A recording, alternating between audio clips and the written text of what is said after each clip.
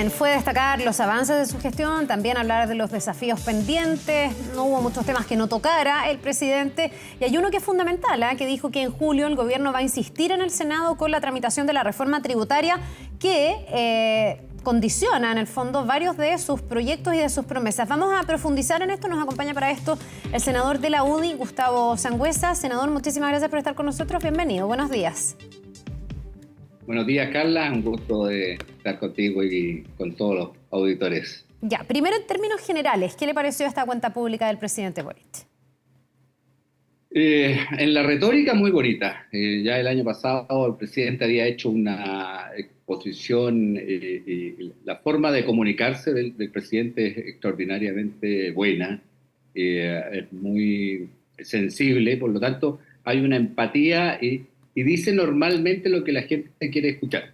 Ahora, cuando uno hace las bajadas respecto a esta cuenta pública, la verdad es que deja mucho que desear.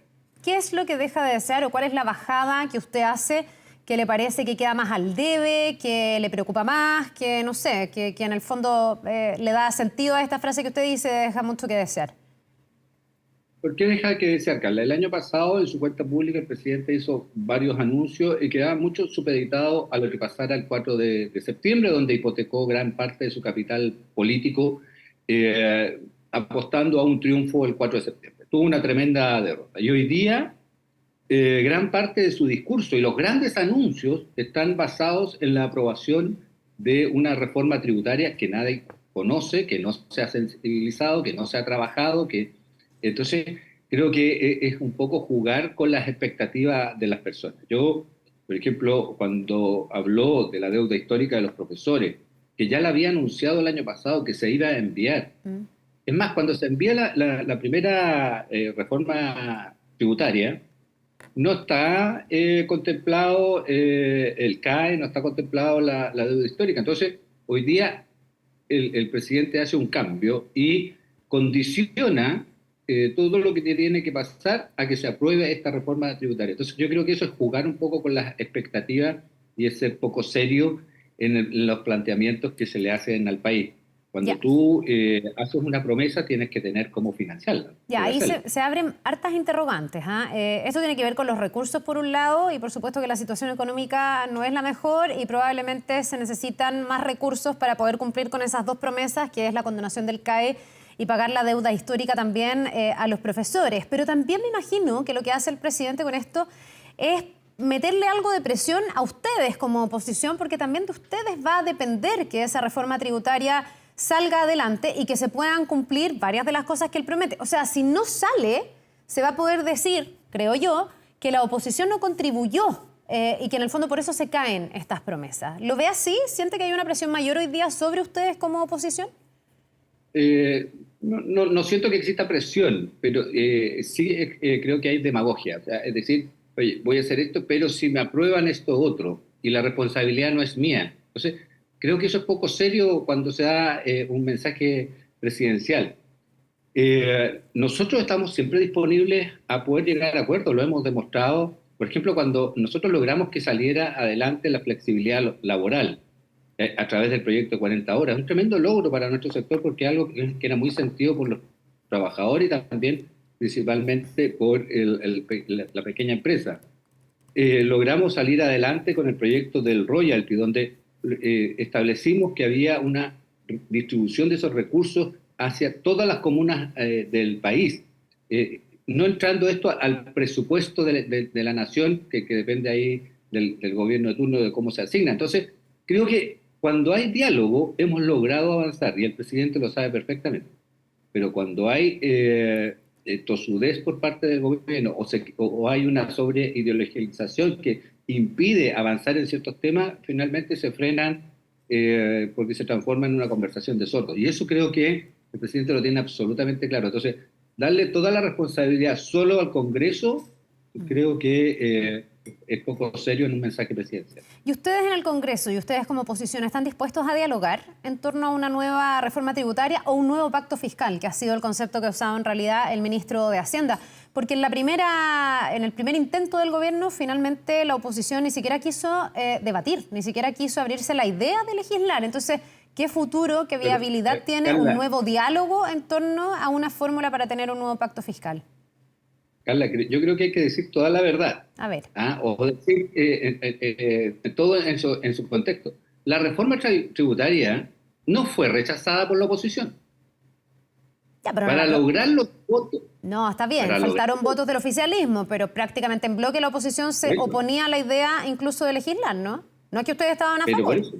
eso, pero hay que decir la frase completa. Ya, Esto fue rechazado con votos del propio gobierno, ya, o está sea, bien. de partidos adherentes al gobierno. Entonces, lo primero que yo tendría que hacer, gobierno, es ordenar a mis filas, llegar a un acuerdo con los míos y ahí salir a pedir un acuerdo con la vereda del frente. Pero aquí se parte como pidiendo, haciéndonos a nosotros absolutamente responsables del rechazo a la reforma tributaria. Esto fue rechazado en la Cámara de Diputados con Sí. votos de partidos adherentes al gobierno y la oposición. Ya. Ahora, más allá del conteo de los votos, que ahí además hubo un traspié porque se calculaban votos a favor que después no estuvieron, etcétera, pero en términos de lo que hoy día está sobre la mesa, la mayor cantidad de derechos sociales que la ciudadanía evidentemente también está esperando, donde hay cierta expectativa, ¿ustedes como oposición tienen convicción de que es necesario un nuevo pacto fiscal, de que aquí quienes tienen más debiesen aportar más, que es la idea matriz central de lo que proponía ese primer proyecto, con ese impuesto a los superricos que finalmente se cae, y vamos a ver si es que ese contenido se mantiene en esta insistencia del gobierno? ¿Ustedes están por un nuevo pacto fiscal en Chile o no tienen convicción de que eso sea necesario? Nosotros creemos absolutamente que es el crecimiento el que permite una mayor recaudación fiscal. No un Y nuevo eso pacto es fiscal. no significa que no estemos disponibles a conversar sobre un nuevo pacto fiscal que tenga que ver, por ejemplo, con la elusión, con la evasión. Hay hartas aristas por las cuales tú puedes lograr una mayor recaudación. Por ejemplo, hay un tema que no se tocó en el discurso que tiene que ver con la informalidad que existe hoy día en nuestro país, con un 37% de informalidad. Entonces, ahí hay mucho que no se está tributando. Entonces, hay diferentes maneras. ¿Cuál es el compromiso del gobierno, por ejemplo, para ajustar su gasto y efectivamente también obtener mayor cantidad de recursos disponibles a través de una reducción del gasto? Entonces, complementemos las cosas, trabajemos. Pero en este discurso no hubo nada de incentivo a la inversión. Si un país no hay inversión, no hay crecimiento. Si no hay crecimiento, no hay empleo. Y hay obviamente menos recaudación. Entonces, si vamos a conversar, conversemos el tema en su integralidad. Y en eso estamos absolutamente disponibles. Conversemos cuál va a ser la política para generar empleo, para atraer inversión, para generar crecimiento y un nuevo pacto fiscal. Ya, yo no puedo discutirle el punto, evidentemente, de que siempre, y hoy más que nunca, porque Chile viene en un estancamiento, es necesario volver a una senda de crecimiento, es necesario cuidar el empleo, que es la primera como seguridad social que puede tener una familia. Cuando uno pierde el empleo, la familia básicamente no tiene cómo salir adelante. Eso no se lo voy a discutir, porque tal como lo dice usted, lo dicen todos los especialistas y lo dice además la realidad.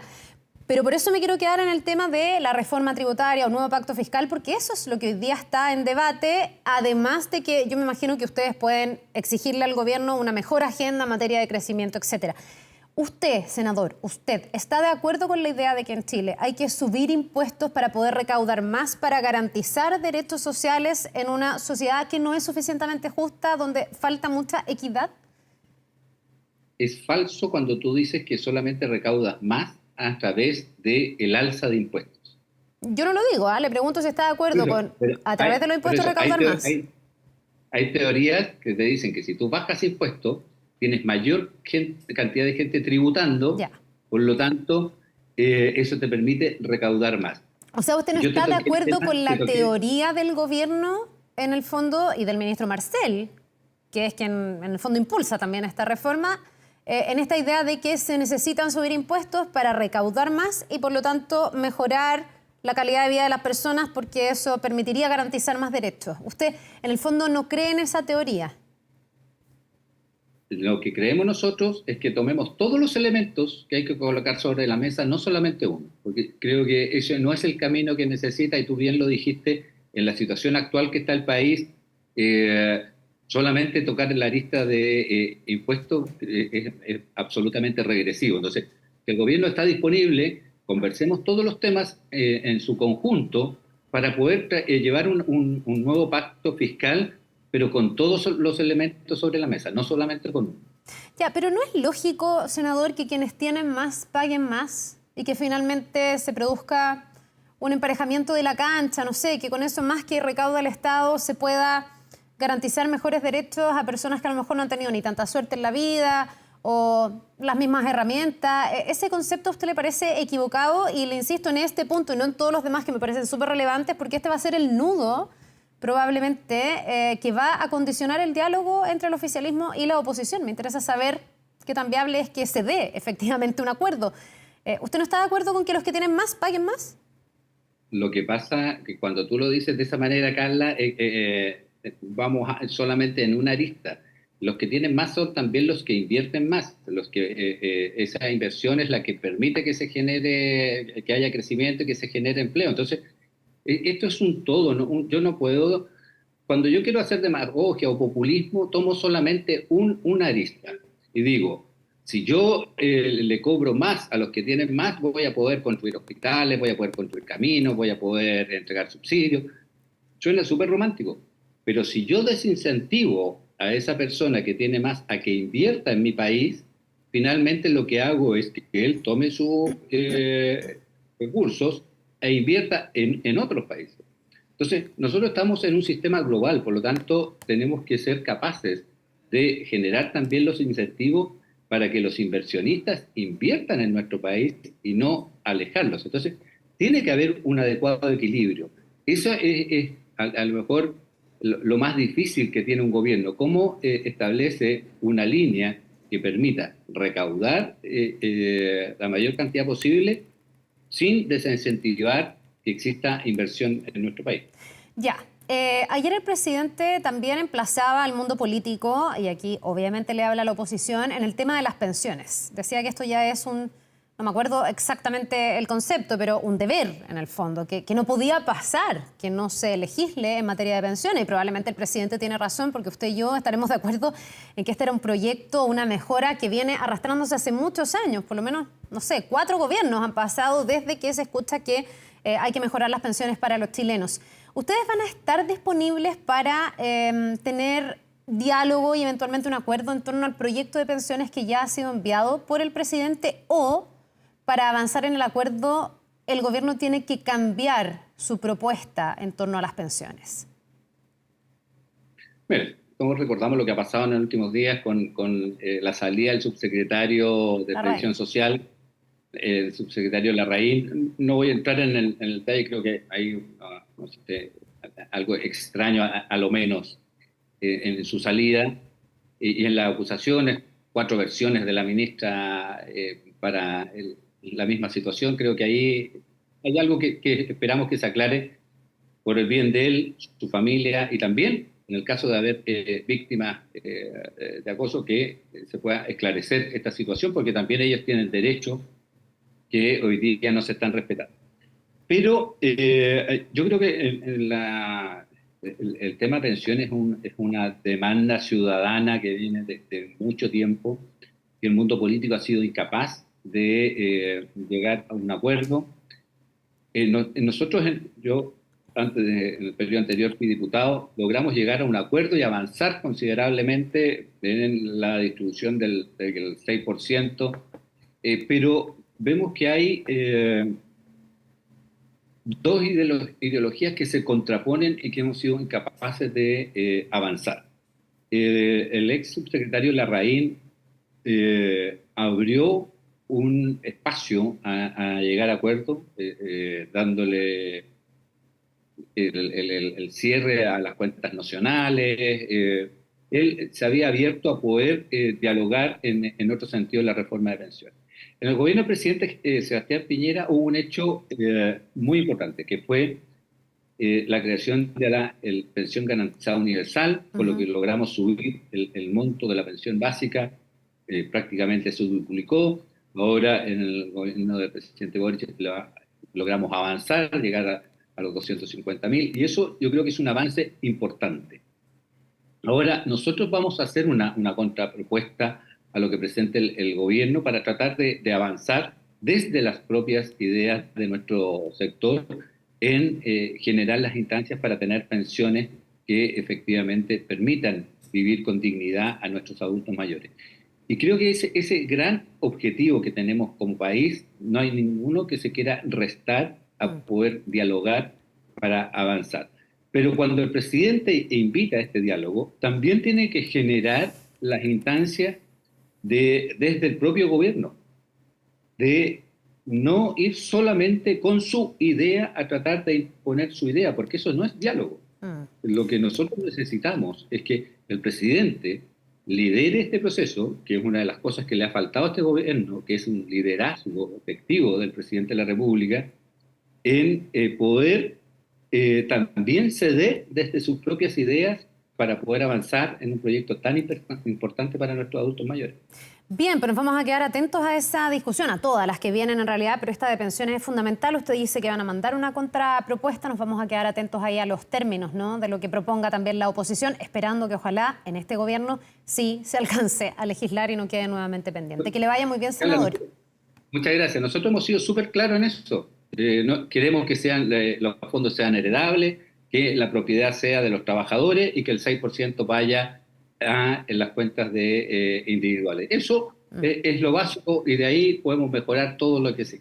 Sí, está como en la Muchas antípoda gracias. de lo que propone el gobierno, entonces no está tan fácil. Vamos a ver cómo acercan posiciones, senador. Que tenga un buen día. Muchas gracias. Gracias.